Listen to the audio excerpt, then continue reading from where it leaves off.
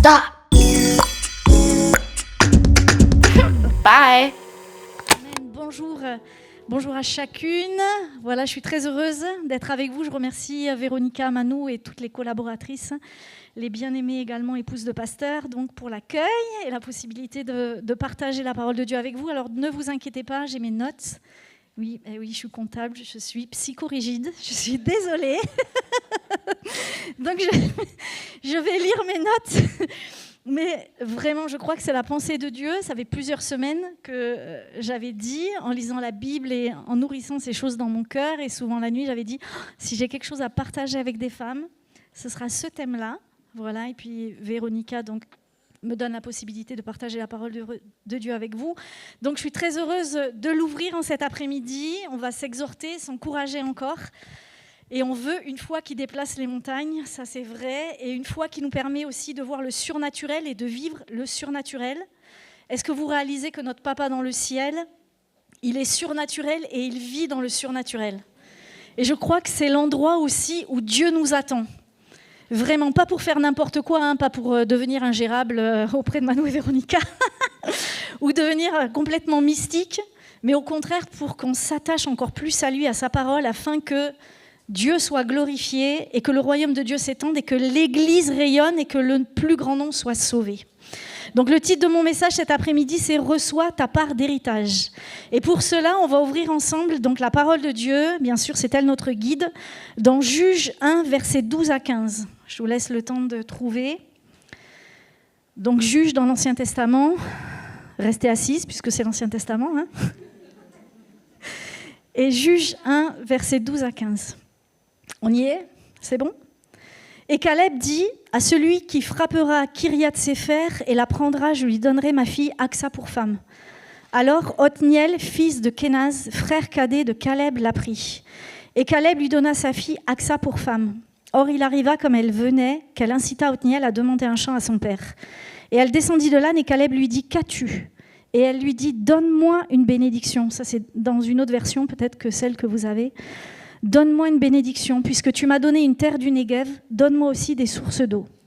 Et Caleb lui donna les sources d'en haut et les sources d'en bas. Moi, quand je lis ça, ça me met le fuego. Caleb et Josué sont les seuls de leur génération, si vous avez lu l'Ancien Testament, donc de l'Égypte à rentrer dans le pays promis. Il veut donner sa fille à un homme courageux, valeureux. Caleb est un homme courageux et valeureux. Il ne va pas donner sa fille à n'importe qui. Il va donner sa fille à un gars qui en veut aussi, d'accord, qui a soif de Dieu. Et dès qu'elle est donnée à cet homme, Othniel, elle va inciter son mari à demander à son père une part des terres, sachant que son père n'est pas mort. Donc la première des choses, c'est qu'elle s'accorde avant de demander quelque chose. Moi, c'est vraiment des choses qui sont importantes. Là, bon, en l'occurrence, c'est celui à qui elle est donnée, son mari, Othniel, mais ça représente aussi l'autorité, d'accord? Et elle ne fait pas les choses dans son dos. Elle le respecte, elle lui parle de ses projets, de ses ambitions. Elle partage avec lui la vision et Othniel obtient le champ, d'accord? Donc ça, c'est vraiment important. Ça veut dire qu'Aksa, elle était bien dans le plan de Dieu. Et que sa demande, même si ce n'était pas dans les us et coutumes, elle a été entendue par son père. Si on lit dans Nombre 27, c'est un peu long, mais c'est important de lire parce qu'on comprend le contexte. Les filles de Tseloptak, bon, c'est horrible à dire ce nom-là, le descendant de Hépher, fils de Galad, fils de Makir, fils de Manassé, des clans de Manassé, fils de Joseph, s'appelaient Makla, Noa, Ogla, Milka et Tirtsa. Elles s'approchèrent et se présentèrent devant Dieu et devant le père Éléazar, ainsi que devant les princes et toute l'assemblée à l'entrée de la tente de la rencontre en disant « Notre père est mort dans le désert. Il ne faisait pas partie de l'assemblée de ceux qui se sont révoltés contre l'Éternel, de la bande des partisans de Corée, mais il est mort dans son propre péché et il n'avait pas de fils. Pourquoi le nom de notre père disparaîtrait-il de son clan du simple fait qu'il n'ait pas eu de fils? Donne-nous une possession parmi les frères de notre père. » Moïse porta la cause devant l'Éternel et l'Éternel dit à Moïse « Les filles de Tseloptak ont raison. Tu leur donneras un héritage, une possession parmi les frères de leur père. C'est à elles que tu feras passer l'héritage de leur père. Tu transmettras ces instructions aux Israélites. Lorsqu'un homme mourra sans laisser de fils, vous ferez passer son héritage à sa fille. S'il n'a pas de fille, vous donnerez son héritage à ses frères. S'il n'a pas de frère, vous le donnerez aux frères de son père. Si son père n'avait pas de frère, vous le donnerez au plus proche parent dans son clan, et c'est lui qui le possédera. Ce sera pour les Israélites une prescription et une règle comme l'Éternel l'a ordonné à Moïse. Donc, le cas où la fille héritait, c'était dans le cas où il n'y avait pas de fils et évidemment où le père déjà était mort. Donc là, on voit qu'Aksa, en fait, elle n'agit pas comme ça. C'est vraiment incroyable parce que Caleb, il avait des fils. Vous le lisez dans 1 Chronique 4,15 si vous prenez des notes. Et en plus, il est vivant. Mais je crois que dans le cœur d'Aksa, il y a une vision. Il y a quelque chose qui est là. Aksa, pourquoi est-ce qu'elle voulait ce champ? Mais moi, je me pose la question, mais pourquoi elle a demandé à son père, par l'intermédiaire d'Othniel, son mari, pourquoi est-ce qu'elle a demandé un champ? Parce qu'en plus, elle est mariée avec Othniel, donc elle bénéficie en fait de toutes les terres d'Othniel. Il est du clan de Caleb, donc lui aussi, il doit avoir avec sa tribu, il a combattu, il a hérité des terres. Vous savez que c'est la terre promise. Si vous lisez Josué, vous verrez qu'ils sont rentrés dans la terre promise. Mais Aksa, non seulement elle a une vision, mais en plus, elle n'a pas de préjugés. Elle connaît son père, elle connaît la foi qui l'anime depuis tant d'années qui lui ont permis de rentrer dans le pays promis, un des seuls avec Josué. Elle connaît les promesses de Dieu. Les histoires de la délivrance. Moi, je ne sais pas combien Caleb et Josué, certainement, ils ont dû parler et reparler de tout ce que Dieu a fait, comment il les a délivrés eux-mêmes quand ils sont allés dans le pays promis, ce qu'ils ont vu, etc., quand ils étaient espions. Ils vont raconter que la génération des incrédules aussi est morte dans ce désert. Et ils lui ont parlé des marches du désert, comment Dieu a pourvu. Donc, moi, je crois que Aksa, elle veut plus. Elle veut une part de la terre promise. Vous vous rendez compte de ça ? Et ce champ, elle le veut pour le cultiver et le faire fructifier. Et ce matin, on a parlé de Ruth. Elle aussi, elle est allée dans un champ pour y travailler. Ces femmes, en fait, elles ont un objectif. Le livre des Proverbes, chapitre 31, verset 16, parle de cette femme vertueuse aux yeux de Dieu. Elle pense à un champ et elle l'achète, elle y plante une vigne. Matthieu 13, 44 dit « Le royaume des cieux est encore semblable à un trésor caché dans un champ. L'homme ou la femme qui l'a trouvé le cache, et dans sa joie, il va vendre tout ce qu'il a et achète ce champ. » Proverbe 12, 19 ou Proverbe 28, 19 dit « Celui qui cultive son champ est rassasié de pain, mais celui qui poursuit des choses vaines est dépourvu de sens. » Ou dans le verset 28 « est rassasié de pauvreté. » Je crois que Jésus nous demande aussi de rentrer dans son champ. Il dit « La moisson blanchit et il y a peu d'ouvriers. » Jésus a un champ aussi. Aksa, c'est le type de femme vertueuse, audacieuse et courageuse. Et la deuxième chose, après s'être mis OK avec son mari, donc avec l'autorité, si vous n'êtes pas marié, mais vous avez toujours une autorité, elle se présente devant son père qui lui dit « Mais qu'as-tu » Le verset 15 dit « Elle lui répondit « Fais-moi un cadeau » ou dans la version qui était plus haut, c'était « Donne-moi une bénédiction ». En effet, tu m'as donné une terre située au sud, au Negev, donne-moi aussi des sources d'eau.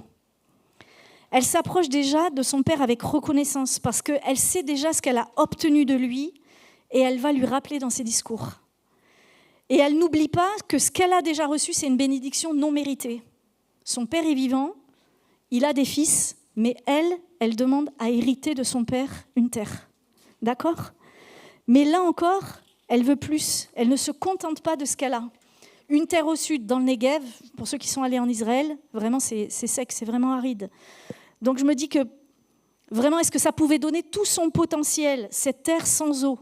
Ça aurait été compliqué pour elle d'y travailler, en tout cas avec des efforts certainement considérables. Et comme je l'ai déjà dit, son père avait des fils aussi, donc il n'était pas obligé de répondre à la sollicitation d'Aksa, il l'a fait une fois déjà, et maintenant elle persiste dans son désir d'avoir plus. Et j'aime la suite du verset 16 qui va s'afficher, Juge 1,16. Et Caleb lui donna les sources supérieures et les sources inférieures. Purée, mais moi, ça me fait bondir, ça. Il lui donne pas, non seulement il n'était pas obligé de lui donner une terre, il lui donne une terre parce qu'elle réclame la terre. Elle va encore vers son père, elle lui dit non, mais la terre, ok, j'ai une part de la terre promise, mais ça ne me suffit pas. Moi, ce que je veux maintenant, c'est de l'eau. Je veux des sources d'eau. Et son père, au lieu de lui dire, écoute, c'est bon, tu as déjà eu une part d'héritage, tu n'étais pas déjà censé l'avoir, hein, il lui donne les sources d'en haut et les sources d'en bas. Ça veut dire qu'elle reçoit la double bénédiction. La double bénédiction. Elle a reçu plus que ce qu'elle demandait Et la preuve, c'est qu'on en parle encore aujourd'hui, que le Saint-Esprit a laissé cette histoire dans la Bible pour que les femmes de toute génération, elles s'emparent aussi de l'audace d'Aksa, de la foi d'Aksa, vraiment de sa soif de vouloir plus. Elle a eu des sources d'eau qui vont pouvoir alimenter sa terre, et même plus encore, des sources d'en haut, des sources d'en bas. C'est incroyable. Est-ce qu'on peut réaliser quel Dieu nous servons ? Et la Bible dit que Dieu fait au-delà de ce que l'on pense ou de ce que l'on imagine. Moi, je veux garder ces pensées-là dans mon cœur sans arrêt. Sans arrêt, je veux ressasser ça dans mon cœur. Et il y a beaucoup de symbolique dans l'eau. Sur le plan biblique, l'eau, c'est l'eau de la parole qui nous lave. C'est les fleuves d'eau vive qui représentent le Saint-Esprit. C'est le baptême qui symbolise la mort à soi-même et notre régénération. C'est aussi le symbole de la vie, de la bénédiction. Vous savez qu'on ne peut pas vivre sans eau, comme on ne peut pas vivre d'ailleurs sans la parole de Dieu, et comme on ne peut pas avoir une vie abondante sans le revêtement du Saint-Esprit, et comme on ne peut pas vivre une pleine génération sans l'obéissance, avec l'engagement et la marche. Ce que disait Véronica ce matin, tu suis en fait. Tu as des objectifs, mais tu suis ces objectifs-là. On note aussi toutefois que le fait d'avoir de l'eau, ça ne suffit pas à cultiver un champ. Il faut retrousser ses manches, il faut y bosser pour qu'il y ait du fruit, des légumes, etc. Travailler la terre, ce n'est pas de tout repos. Et travailler dans le champ que Dieu t'a imparti, ce n'est pas de tout repos. Travailler sur le champ de Saint-Étienne et des alentours de Saint-Étienne, là où Dieu vous a placé, ce n'est pas de tout repos. Travailler dans le champ de ton travail où Dieu t'a placé, de ton école, de ton université, de ta famille, ce n'est pas de tout repos. Même si tu as l'eau et la foi, la parole et la foi, eh bien là, tu vas y arriver. C'est vraiment ces conditions-là qui font que tu arrives à cultiver ton champ. La foi, c'est une ferme assurance. Je ne dois pas douter de Dieu, ni de son amour pour moi, ni du fait qu'il veut déverser son esprit avec abondance pour que je puisse travailler dans son champ, dans ton champ et dans son champ. Parce que Dieu t'a imparti un champ. Est-ce que tu en prends conscience ? Je crois qu'il y a besoin, au milieu de nous, au milieu des femmes dynamis, de nombreuses Aksa, de nombreuses Ruth, pour réaliser que ce qu'elles ont obtenu, ce qu'elles ont déjà obtenu, et aussi ce dont elles ont besoin. On a besoin de la puissance de la parole et de l'esprit pour accomplir l'immense tâche. Véritablement, le problème, souvent, c'est que beaucoup d'entre nous, on ne réalise pas l'héritage que nous avons en Dieu notre Père. Oui, parce que c'est Dieu notre Père, c'est notre Père, notre Papa, celui qui nous aime d'un amour éternel, au point d'être venu sur la terre des hommes dans le Fils pour démontrer son amour et nous sauver par la croix. Et j'ouvre une parenthèse, s'il y a quelqu'un qui est là cet après-midi pour là où les premières fois, l'héritage déjà que Dieu veut partager avec toi, c'est la vie éternelle. C'est comment vraiment l'obtenir, cette vie éternelle, c'est venir à Jésus, lui demander pardon pour ses péchés et décider de le suivre. Jean 17 dit, « Or la vie éternelle, c'est qu'ils te connaissent, toi, le seul vrai Dieu, et celui que tu as envoyé, Jésus-Christ. » C'est ça la vie éternelle, qu'ils te connaissent, qu'ils connaissent Jésus-Christ. Donc viens à lui, c'est un choix qui va déterminer ton avenir et ton éternité. Ne rate pas le rendez-vous de Dieu en cet après-midi, laisse-le te toucher et te transformer. Sois sensible à sa présence parce que c'est ton papa et il veut une relation saine avec toi, une relation aimante. Et peut-être, on n'a pas connu un modèle de papa, on n'a pas connu vraiment un père aimant, on a eu un père abusif, un papa peut-être même qui n'a pas pris soin de toi, même s'il n'était pas méchant ou violent, mais il n'a pas pris soin de toi. Sache que ton Père qui est dans le ciel, c'est pas ce genre de papa-là. Lui, vraiment, c'est un Dieu d'amour. C'est sa nature même, l'amour, en fait. C'est son essence. Donc, il veut te rencontrer cet après-midi et il veut véritablement remplir ta vie de sa paix. Je l'ai expérimenté et je crois que je l'expérimente chaque jour et que beaucoup ici l'expérimentent chaque jour. Donc, mon ami, cet après-midi, si tu entends la voix de Dieu, n'endurcis pas ton cœur, mais abandonne-toi à lui parce que le meilleur est avec lui et c'est déjà pour aujourd'hui, c'est déjà pour cet après-midi, le meilleur avec lui. Si on lit le livre de Job, à la fin, on va le lire ensemble, vous verrez, qu'on voit que quand Job a pardonné à ses amis et qu'il a prié pour eux, et j'insiste sur ce fait-là, parce que Dieu est venu parler à Job, et il lui a dit, tu vas prier pour tes amis, ces amis qui l'avaient franchement pas été des super amis. Et je me dis, mais Job, pour que tu pries pour quelqu'un et que Dieu exauce ta prière et qu'il te redonne le double, c'est que vraiment dans son cœur, Job n'avait plus d'amertume, pas de colère. Job a pardonné avant de prier. D'ailleurs, quand on vient dans la prière, honnêtement, si on n'a pas pardonné, c'est compliqué. Mais quand Job a abandonné ça, son amertume, il est dit donc que Dieu lui a donné plus que ce qu'il avait avant. Et devinez ce que Job a fait, on va le lire dans Job 42 même. J'aime trop la parole de Dieu. Job 42, verset 12. Pendant ces dernières années, Job reçut de l'Éternel plus de bénédictions qu'il en avait reçues dans les premières. Il posséda 14 000 brebis, 6 000 chameaux, 1 000 paires de bœufs et 1 000 ânesses. Il eut 7 fils et 3 filles. Il donna à la première le nom de Gémina, à la seconde le nom de Kessia et à la troisième celui de Kéren-Apuk. Il n'y avait pas dans tout le pays d'aussi belles femmes que les filles de Job. Leur père leur accorda une part d'héritage parmi les frères. Moi, on ne sait pas quand est-ce que le livre de Job a été écrit, mais une chose est sûre, c'est que pour Dieu, c'était important qu'on sache que les filles de Job avaient eu leur part d'héritage. Sinon, ça ne serait pas écrit. Et moi, je ne sais pas par rapport aux frères si elles ont eu plus, moins des parts d'héritage. On n'en sait rien, ce n'est pas écrit. Mais ce qui compte, c'est qu'elles aient eu leur part d'héritage. C'est ça le plus important, en fait. C'est qu'elles l'aient eu et ce qu'elles vont en faire aussi. Dieu ne nous oublie pas, nous les femmes. Bien au contraire, la Bible dit qu'il nous a choisis et établis. Jean 15, 16.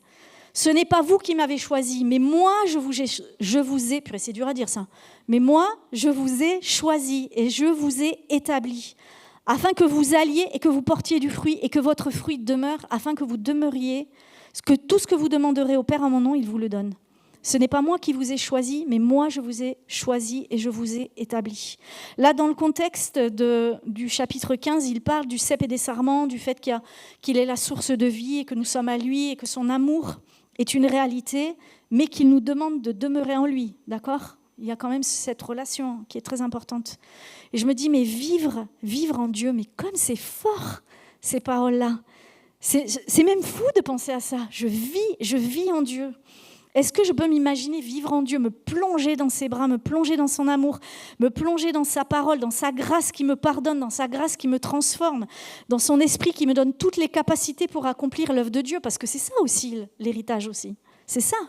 Le psaume 139, verset 13, dont on a parlé ce matin, « C'est toi qui as formé mes reins, qui m'as tissé dans le sein de ma mère. Je te loue de ce que je suis une créature si merveilleuse. Tes œuvres sont admirables et mon âme le reconnaît bien. Mon corps n'était point caché devant toi lorsque j'ai été fait dans un lieu secret, tissé dans les profondeurs de la terre. Quand je n'étais qu'une masse informe, tes yeux me voyaient. Et sur ton livre étaient tout inscrits les jours qui m'étaient destinés avant qu'aucun d'eux n'existât. » 1 Corinthiens 3,9 « Car nous sommes ouvrières avec Dieu, vous êtes le champ de Dieu, l'édifice de Dieu. » Et là, le champ, c'est un champ qui est cultivé, particulièrement dans ce verset-là, c'est un champ qui est cultivé. Ce n'est pas n'importe quel champ, c'est un champ qui est cultivé. Et Dieu veut cultiver cette relation avec toi, et au travers, comme on le disait cet après-midi, du fait qu'il te transforme et que toi-même, tu vas, te laisser imprégner par le Saint-Esprit, le fruit de l'Esprit aussi, c'est quelque chose qui va être cultivé dans ta vie. Donc si quelqu'un t'a dit un jour que tu étais une erreur ou que tu étais une enfant qui était non désirée, moi je t'en prie, relis ces textes et prends-en possession, car avant tout, tu as été désiré par Dieu lui-même. Ça fait du bien à mon âme. Tu es choisi, élu. Et il désire que tu sois sa maison, sa construction. Il t'a aimé bien avant ta naissance et tu n'es pas le fruit du hasard. Ma sœur, mon amie, tu n'es pas le fruit du hasard. Et je brise ces paroles de rejet qui ont été prononcées même sur ta vie, tout héritage de paroles négatives, déclarées même sur ton berceau ou durant ton enfance, je les brise au nom de Jésus.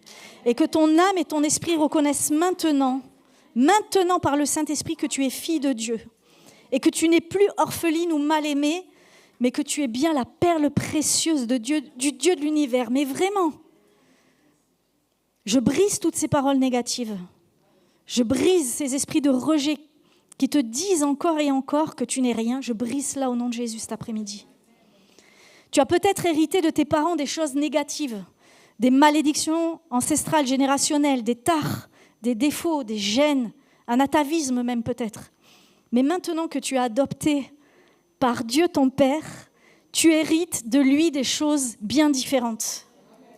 Car c'est lui qui te reconstruit pour que tu aies ses gènes à lui. Puisque tu es devenu son enfant, il te transmet ses gènes au travers de sa parole et de son esprit. Ainsi, tu as sa paix, tu as sa joie, tu as son salut, tu as la vie éternelle, tu as les dons spirituels, tu as le fruit de l'esprit, tu as le pouvoir sur les démons, tu guéris les malades, tu as sa foi, tu as son audace, tu as son humilité, sa douceur, tu as sa force dans les épreuves, tu peux pardonner à qui t'a fait du mal, tu peux te détourner de la colère, de la vengeance, tu peux te détourner de l'emprise du péché, des liens de la sexualité même, en dehors du mariage, tu peux te détourner de la pornographie, tu peux avoir un cœur et un esprit nouveau, il suffit juste que tu viennes prendre ta part d'héritage en Christ. Est-ce que tu veux de cet héritage ? Est-ce que tu veux être ouvrière de paix ? Est-ce que tu veux exercer le ministère de la réconciliation ? Arrêter de te prendre la tête pour des broutilles. Cesser de faire des reproches à toi ou aux autres, là où le Seigneur te dit « Lâche l'affaire, laisse tomber l'affaire, regarde à moi et avance. Aime tes ennemis, aime ton prochain. » C'est ça la parole de Dieu, c'est ça être disciple. Il me semble que certaines chrétiennes aussi ont du mal à aimer les autres parce que déjà, elles ne s'aiment pas elles-mêmes. Elles ne s'acceptent pas. Peut-être parce que aussi elles ont une mauvaise image d'elles, ou de ce que la vie, ou de ce que la famille a renvoyé sur elles. Et là, il y a un héritage, mais c'est un mauvais héritage du passé. Et tu vis sans arrêt avec un rétroviseur, et ta vie, elle est là, elle stagne. Et tu vis par rapport aux paroles des autres, et tu t'éteins. Même tu dis que tu es chrétienne, tu t'éteins. Parce que tu n'as pas compris à quel point Dieu t'aime et à quel point tu es importante pour lui. Peut-être que tu te dis même cet après-midi, mais moi j'ai raté ma vie d'épouse, j'ai raté ma vie de mère, je ne suis même pas une bonne chrétienne. Mon ami, brise ses pensées au nom de Jésus et proclame ta vie d'élection et que tu es le choix de Dieu. Proclame les paroles de Dieu qui régénèrent ton cœur et tes pensées et qui rendent toute pensée captive à l'obéissance de Christ et que ce soit une réalité cet après-midi pour toi. Peut-être tu penses être une demi-femme parce que tu n'as pas d'enfant ou pas de mari. Mais sache que les enfants des frères et sœurs et les enfants spirituels que tu engendres dans l'Église sont aussi des flèches dans ton carquois et ta bénédiction. Et dans le ciel, on aura un mariage qui sera le mariage dont on a toutes rêvé. Le célibat, ce n'est pas un échec, c'est un état, mais ce n'est pas ta destinée. Et tu as ta part d'héritage en Jésus. Et vous savez que je constate que ce n'est pas toujours l'ennemi qui nous tient attachés. Parfois, c'est nous, c'est moi, dans mon mode de fonctionnement, ma mentalité, qui au lieu de comprendre la vie de Dieu et l'abondance qu'il y a en Jésus, je reste à la porte de la bénédiction. Parce qu'il me faut rentrer dans le tout accompli de Dieu, dans la vie de ressuscité. C'est la résurrection qui nous donne la possibilité de vivre en nouvelle créature régénérée. Et si tu passes ta vie à la croix, comme on en parlait cet après-midi, oui, tu vas être sauvé, c'est bien, super. Vraiment, c'est le top, c'est génial. Mais tu ne vas pas vivre pleinement ta vie en Christ. Parce que c'est là que tu puisses ta puissance, dans la résurrection. Si tu restes à la croix, souvent, on le remarque, les gens qui n'ont pas compris la résurrection, ils restent dans la culpabilité. Et ce n'est pas ça que Dieu veut pour toi. Il faut que tu avances confiante et sereine, que ton mode de pensée soit remis à niveau, recalculer peut-être si c'est nécessaire cet après-midi, et tu vas avancer sans t'inquiéter du lendemain, qui aura soin de lui-même, comme le dit la Bible. Romains 8, 17 nous dit « Or, si nous sommes enfants, nous sommes aussi héritiers, héritières de Dieu et co-héritières de Christ, si toutefois nous souffrons avec lui, afin d'être glorifiés avec lui. » Si nous sommes enfants, nous sommes aussi héritières de Dieu et co-héritières de Christ. Mes amis, nous sommes ses enfants. Elle est pour nous cette parole, elle est pour nous cette promesse. Ce sont les enfants qui héritent, d'accord ? Ce n'est pas n'importe qui hérite. Même Abraham, qui n'avait pas d'héritier, il a voulu donner, vous le savez, son héritage et ses biens à son serviteur Eliezer. Dieu n'a pas permis. Dieu lui a donné un fils, un héritier. Il a fait ce miracle-là parce qu'il voulait que l'héritage, il aille à un fils, à une fille. Et Dieu te veut comme héritière. C'est déjà ancré, c'est dans la parole, c'est fait. Tu es son héritière, c'est acquis. Il veut tout partager avec toi, mais il a tout. Est-ce que vous pouvez imaginer ? Dieu a tout, tout lui appartient. Tout est à lui, tout est en lui, tout est pour lui. Et en fait, toi, tu vas hériter de ce tout-là. Non mais, c'est énorme. Dieu te fait rentrer dans l'héritage des saints. Bien sûr que ce n'est pas juste des bénédictions, on en a parlé. Ce n'est pas juste de l'abondance comme on l'entend humainement parlant, parce que la vie abondante, c'est aussi savoir payer le prix. Parce que tu vas prendre du temps avec lui dans la prière, dans l'intimité avec le Saint-Esprit. Tu vas être discipliné pour lire la Bible, pour être servante dans l'Église et aux côtés des ministères, pour être un témoin dans ton travail, dans ton université, parmi tes amis, ta famille, etc. Ça coûte en fait de ne pas répondre méchamment à quelqu'un. Ça coûte de ne pas insulter quelqu'un qui t'insulte. Ça coûte de ne pas succomber à la tentation. Ça coûte de dire pourquoi on respecte le mariage quand tout le monde couche avec tout le monde et qu'on nous parle même de tricouple aujourd'hui et qu'on encense l'homosexualité et le non-genre. Ça coûte tout ça. Ça coûte d'être aimable avec les gens. Ça coûte de ne pas mettre une tarte à ton gosse quand il le mérite, mais de lui dire que Dieu l'aime parce que tu veux le gagner à Christ au lieu de lui mettre des torgnoles. Oui, ça coûte. Ça coûte. Parce que ça prend la tête des fois les gosses. Ça coûte aussi d'être généreux dans les dîmes et les offrandes. Ça coûte de régler les différends en vue de se réconcilier. Souvent, on n'ose pas régler les différends parce que dans notre culture, particulièrement notre culture en France, on n'aime pas régler les conflits. On dit toujours non, mais c'est bon, je vais pardonner, je vais oublier, je vais si. Non, mais règle les différends, c'est pas grave, on peut se parler. On peut se parler. C'est important de se parler, comme ça on règle l'affaire, c'est terminé. J'ai pas d'amertume dans mon cœur, t'as pas d'amertume dans ton cœur. C'est hyper important ça. Ça coûte de pardonner aussi, sans parfois être justifié devant les hommes. On a rencontré une dame dans une église et quand on priait pour elle après l'appel, le démon s'est manifesté et je savais qu'il n'était pas parti complètement. Il y a eu des choses, il y a eu des manifestations, mais je voulais voir la femme avant de terminer, avant de partir. Je me suis dit non, c'est pas possible, elle ne peut pas rester comme ça. Et elle vient me voir, elle me dit « Ah, je suis désolée, j'étais obligée de crier, j'étais obligée de me manifester, c'était plus fort que moi. » Et je lui dis « Mais parlez-moi un peu de vous. Qu'est-ce qui se passe? Qui vous êtes chrétienne, etc. » « Oui, je suis chrétienne, j'aime Jésus. » Ok. Qu'est-ce qui se passe avec votre famille? Est-ce qu'il y a des choses? Est-ce que vous avez pratiqué l'occultisme et tout? Ah oui, ma grand-mère a pratiqué l'occultisme, elle était martiniquaise. Ma grand-mère a pratiqué l'occultisme beaucoup. Mais ma mère et moi, on est chrétiennes, mais seulement je ne parle pas à ma mère. Ok. D'accord, tu ne parles pas à ta mère, d'accord, ok.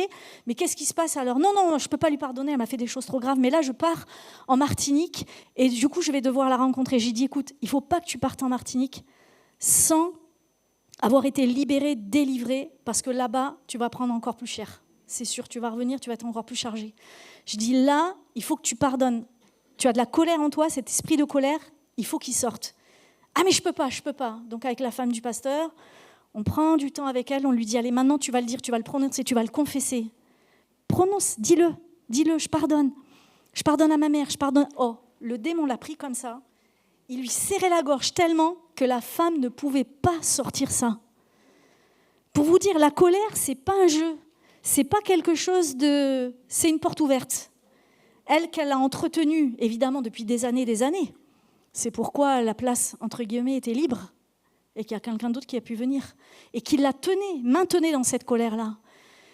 Et on a réussi, on lui a parlé, on a chassé le démon. Et cette femme, elle a réussi à pardonner.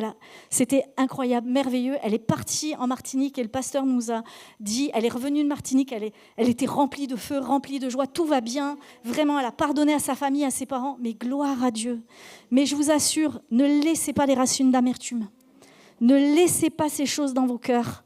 Parce que l'ennemi de nos âmes le voit. Et lui, c'est vraiment le terrain dans lequel il se régale. D'accord? Donc il faut être au clair avec ça. Pardonne. Choisis de pardonner. Dis-le, confesse-le, pardonne-le. Peut-être tu n'as plus de rapport avec les gens avec qui tu t'es pris la tête, je ne sais pas. Peut-être des gens sont décédés, je ne sais pas. Mais en tout cas, tu le confesses, tu le dis à Dieu, tu le pardonnes, tu le proclames. C'est vraiment le prix de ta liberté. C'est hyper important, d'accord? Cherchez pas la justification, cherchez à plaire à Dieu, cherchez l'abondance de Dieu. C'est ça la priorité en fait, ok? C'est notre relation avec Dieu la priorité. Il faut aussi être humble et douce, ça coûte d'être douce. Waouh! Des fois, moi j'ai envie de m'énerver, j'ai un tempérament un peu explosif là, des fois. Mais j'ai dit non Seigneur, que ta douceur soit connue de tous les hommes, oh Seigneur. mais oui, ça coûte à ma chair, en fait. En fait, ça coûte à ma chair, à mon moi qui a envie de faire ce qu'il a envie de faire. Et mon moi, il est rebelle et insoumis. Et je ne veux plus de ça. Je veux me soumettre au Saint-Esprit. Je veux que Dieu règne sur ma vie, sur mon cœur, sur mes pensées, sur mes actions. La Bible dit dans le psaume 111, verset 111, « Tes préceptes sont toujours mon héritage, car ils sont la joie dans mon cœur. » C'est la parole de Dieu, mon héritage aussi. Et ça fait la joie dans mon cœur. Bien sûr, des fois, ça me reprend. Bien sûr, c'est vrai, ça me reprend, mais c'est une tristesse selon Dieu, en fait, qui va amener une joie et un feu nouveau. Et la ville, ta famille, tes amis seront gagnés véritablement par des femmes dunamis qui vont prendre possession de leur héritage en Christ et qui vont marcher selon la parole de Dieu, conduites par le Saint-Esprit et qui sont dans la joie. Si on porte l'évangile au lieu de le vivre, et on en connaît des gens comme ça, franchement, on va s'éteindre. C'est obligé, on va s'éteindre. C'est pas possible. Il faut vraiment qu'on vive l'évangile et qu'on s'éloigne des préceptes religieux. D'accord ? La vie abondante, ce n'est pas les préceptes religieux. La vie abondante, c'est l'héritage de Dieu dans sa parole, de tout ce qu'on a dit, du Saint-Esprit, des fruits de l'Esprit, de toutes ces choses-là. Naomi, elle était née dans la famille de Dieu. Hein, elle est juive, elle est hébreu, donc elle est née dans la famille de Dieu. Elle connaissait la parole, les histoires, etc. Mais à un moment donné, elle s'était éloignée de la maison. Elle s'était éloignée du peuple de Dieu. Elle a dû revenir dans la maison. Elle a dû revenir dans la présence pour avoir sa part d'héritage. Parce que Naomi a eu sa part d'héritage aussi. Ruth, c'était une païenne, quoi. Elle était loin des choses de Dieu, même si elle s'est mariée avec un hébreu. Mais à la base, elle n'a pas été élevée dans les choses de Dieu comme moi, comme peut-être toi, cet après-midi. Mais elle est venue dans la présence de Dieu. Elle est venue à la maison du pain. Jésus, c'est le pain de vie. C'est ça que ça représente, hein. Et si tu viens dans sa présence, comme Ruth, même si à la base, tu viens d'une famille athée, païenne, agnostique, musulmane, je ne sais pas moi, bouddhiste, je ne sais pas quoi, eh bien en fait, tu peux recevoir aussi ta part d'héritage parce que Dieu ne fait exception de personne. Il a une place pour toi, il a une place pour toutes les femmes, quelle que soit leur ethnie et la couleur de leur peau. Mais c'est incroyable. Pour conclure, je voudrais juste rajouter que quand on parle d'héritage, on parle aussi souvent de biens, d'argent, en tout cas de quelque chose qui va faire grandir ton compte en banque. Hein, voilà. Mais l'héritage de Christ, ce n'est pas des richesses de cette sorte-là. Bien que Dieu ne soit pas contre les riches, il leur dit même d'être généreux, mais de s'attacher à lui avant tout. Hein. Dieu n'est pas contre des gens qui, si tu es riche, milliardaire, millionnaire, Dieu te bénisse, mais juste ne t'attache pas à ces choses-là, à l'argent, et sois généreux pour l'œuvre de Dieu. C'est peut-être pour ça que Dieu t'a permis d'avoir de l'argent, c'est pour que tu sois généreux. Il y a des projets ici de construction d'églises, d'achat d'églises. Voilà, c'est ça aussi. Hein. Ouvre ton cœur. Laisse le Saint-Esprit aussi te parler pour ces choses-là. L'héritage des croyantes, c'est la présence de Dieu en toutes circonstances. C'est sa joie même dans les moments durs, sa paix qui surpasse toute intelligence, son onction pour faire les œuvres préparées d'avance pour nous, son amour pour nous aider à marcher jusqu'au bout, sa patience dans les épreuves de la vie, le réconfort dans la tristesse, le pourvoi dans nos besoins financiers, la guérison pour notre corps, la puissance du Saint-Esprit pour agir en son nom, la douceur dans les conflits, la compassion dans les difficultés des autres, le pardon au lieu de l'amertume, le pardon envers Dieu, mais également la dette qu'on remet à l'autre. Celui qui nous a blessés ou offensés, tu lui remets sa dette. Le zèle au lieu de la paresse, la soumission à la place de la rébellion, le baptême du Saint-Esprit pour nous rendre puissantes dans le témoignage et exercer les dons de l'Esprit, la révélation si on exerce nos oreilles à l'écouter, la plénitude pour celles qui vont avoir soif et qui vont venir à Jésus, l'abandon pour recevoir plus de lui, la repentance qui ouvre les portes du ciel, la foi qui déplace les montagnes et voit l'impossible devenir possible, la restauration des cœurs brisés, la délivrance d'un passé douloureux voire occulte, la vie de ressuscité qui devient une réalité qui te propulse dans une nouvelle vie en Christ. Je termine avec ça. Est-ce que tu veux signer cet après-midi ton certificat d'hérédité ? Est-ce que tu veux signer ton certificat d'hérédité ? Fille de Dieu, épouse de Christ, amie du Saint-Esprit. Moi, je veux cette amitié avec le Saint-Esprit, cette intimité avec le Saint-Esprit. Certificat d'hérédité, fille de Dieu, épouse de Christ, amie du Saint-Esprit. Cet après-midi, j'aimerais qu'on puisse simplement fermer nos yeux et réfléchir sur ces choses. Comme Aksa, comme Ruth, comme les filles de Job. Tu as ta part d'héritage. Dieu ne t'a pas oublié. Ne dis pas, tu m'as oublié, tu m'as laissé de côté.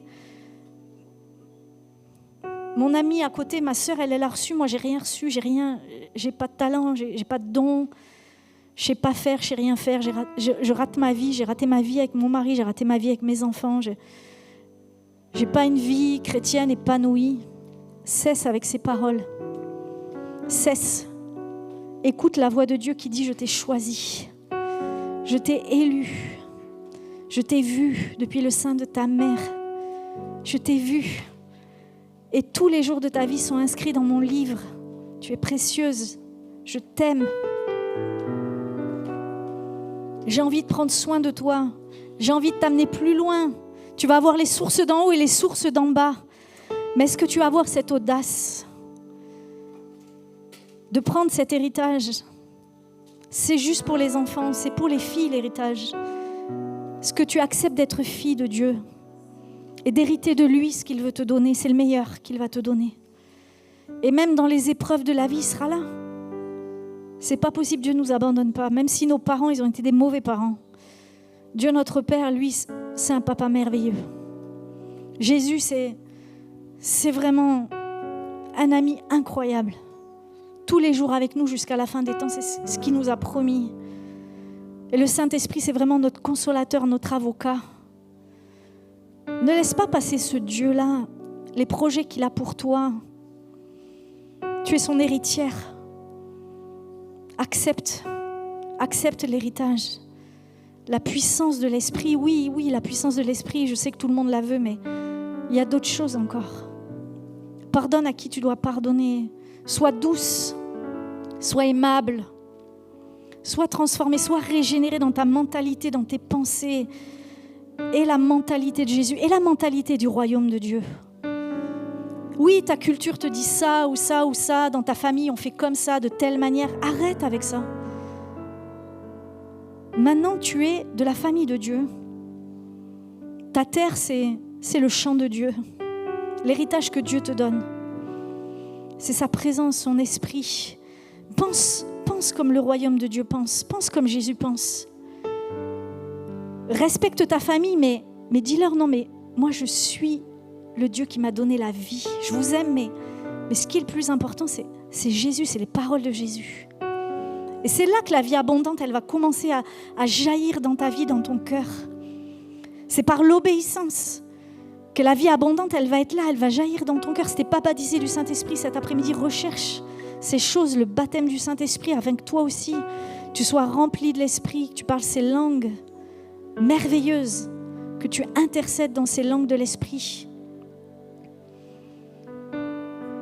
Est-ce que tu signes cet après-midi le certificat d'héritage, d'héritière? Est-ce que tu signes le certificat d'hérédité? Moi, je le signe, je le veux. Je suis héritière de mon Dieu qui est dans le ciel. J'accepte cela. Est-ce qu'on pourrait simplement se lever à notre place?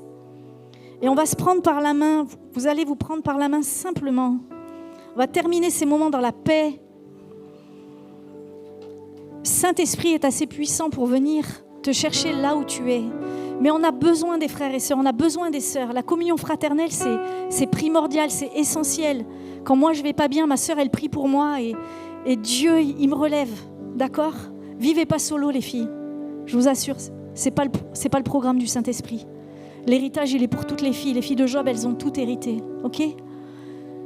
Maintenant, simplement, vous allez demander à Dieu la bénédiction pour vos vies et la bénédiction pour votre ami de droite et votre ami de gauche. Ok? Chacune, vous allez prier vous-même. Vous allez prier pour vous-même et pour l'ami de droite et l'ami de gauche. Ce qui fait que chacun va prier pour quelqu'un. Et on cherche en Jésus. On reçoit la part d'héritage, ce qu'il veut te donner cet après-midi. L'audace, la foi, le plus. Tu veux plus. Cherche plus. Demande pour ta sœur plus. Plus.